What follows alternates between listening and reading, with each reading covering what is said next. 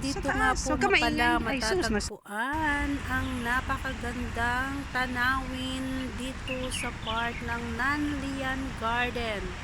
Dito part Hong Kong. Kaya ayan, naglibot-libot tayo guys para makita ang mga magagandang tanawin dito sa loob ng Nanlian Garden.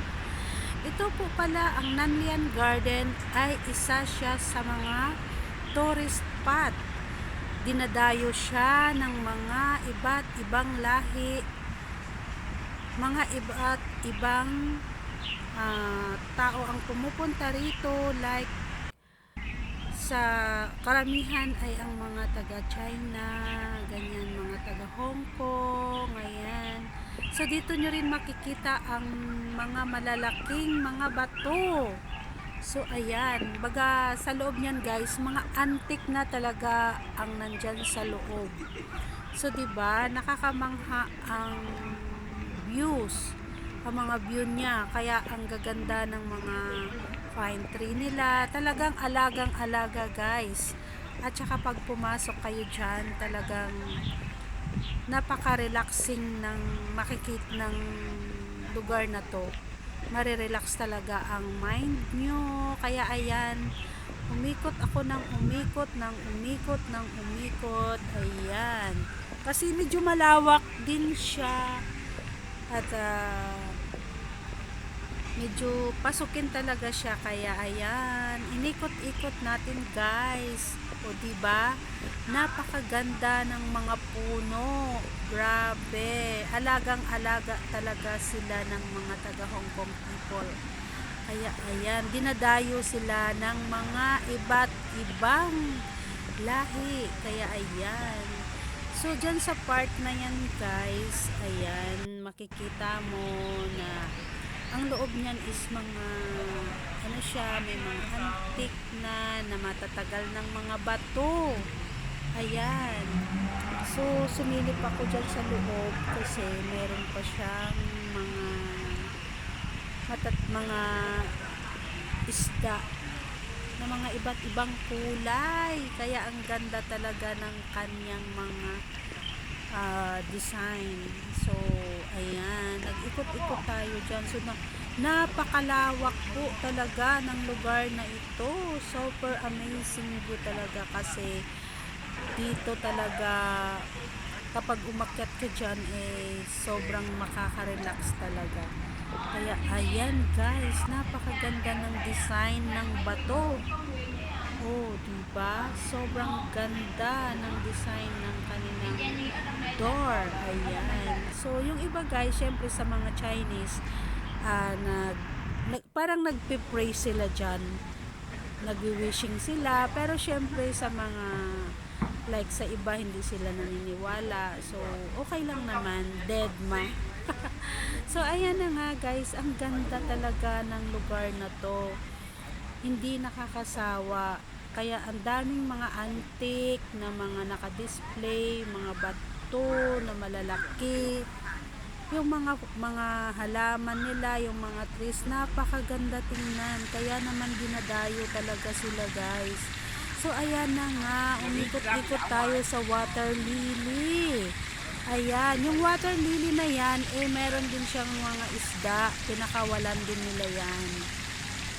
Ayan, may mga fish dyan guys, kaso hindi natin siya masyadong makuhanan, gawa nga na medyo nasa ilalim sila, pero maraming isda rin siya sa ilalim na pinakakawalan nila.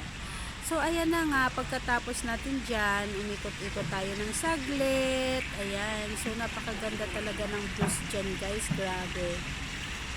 Ayan, so sobrang nag-enjoy talaga ako. Ayan, yung mga nagtutourist na iba, ayan, nag-enjoy din silang nanonood sa isda.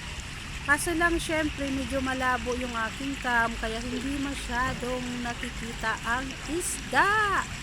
Ayun, at siya naman sa taas naman guys ay merong mga gwardiya syempre. At bawal magdala ng mga stick ng camera. Ayan, kailangan hawakan nyo lang talaga yung camera nyo guys. At itutok dyan sa magagandang tanawin nila. So ayan na nga, umikot na naman tayo ulit hanggang hanggang doon sa kabilang barrio. Ayan. So, dyan din naman, pinaka-highlights nila, yan, yung dropping water. Tapos, meron pa dyan na parang first well na antique na siya. Ayan, umiikot-ikot yung first well nila. First well. Ayan. So, nag-video ko. nakaka-amaze siya, guys, habang pinapanood mo. Kasi nakaka-relax talaga siya. Mawawala lahat ng problema mo sa buhay. Maganda yung ano. So, anyway guys, diba, napakaganda kapag namamasyal ka, ito lang yung mga makikita mo. O, diba? Nakaka-relax talaga siya. So, ayan. So, naglibot-libot lang tayo dyan. Nag-ikot-ikot tayo hanggang doon sa kabila. Ayan. Lalaki. So, dito naman tayo pumunta guys sa kabila. Ay, napakarami namang mga isda. Ayan, yung mga color fish. Ayan. So, Ayun, inikot-ikot ang natin laki. yan at pagbigyan ko ng pansin dahil napakatataba ng Lalaki, mga no? alaga Tataba. nilang isda.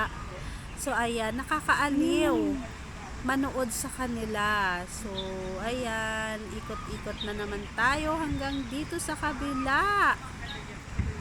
Ayan. O, diba? Nakaka-relax talaga siya. Ayan.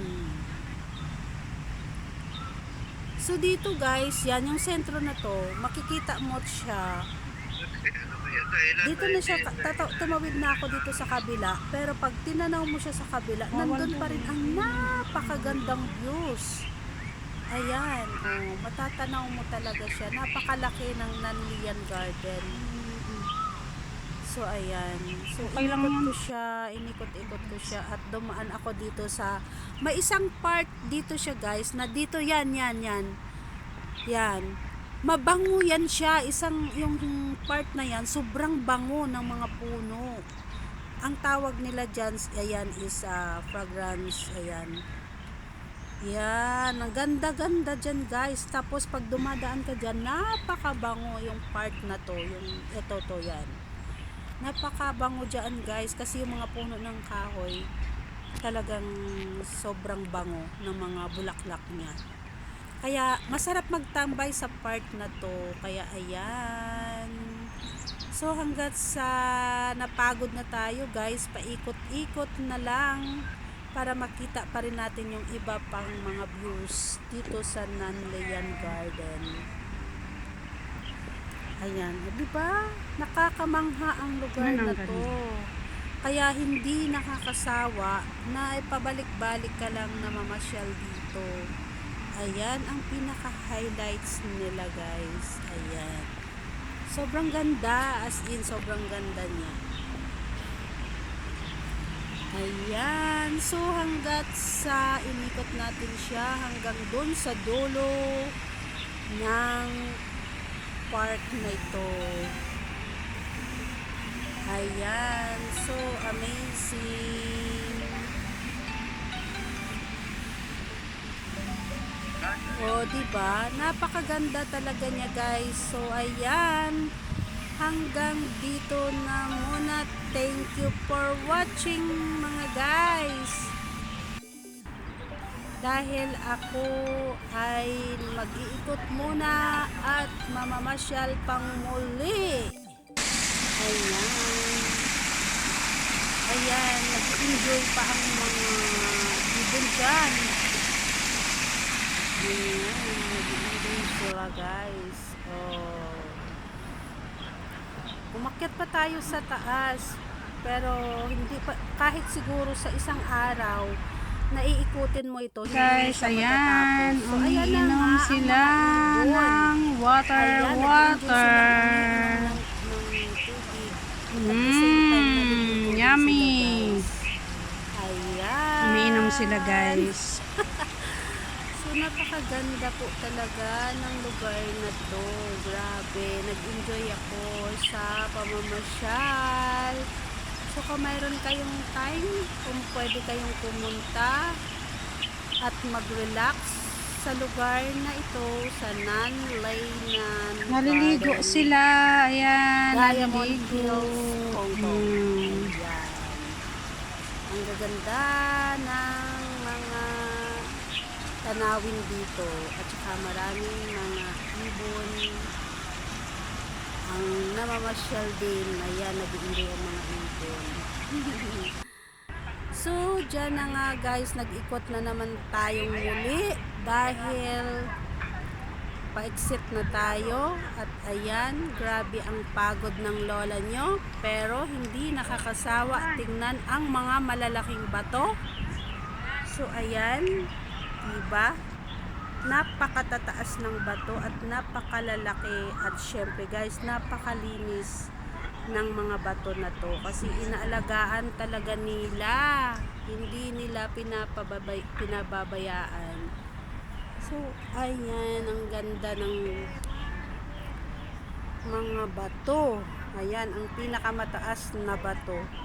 Actually makikita mo lang siya guys sa entrance ng Nanlaynan Garden. So that's it, ito na siya guys. Ayan ang kanyang pa-exit na siya. So, ayan. Sige, ikot-ikot muna tayo ng saglit.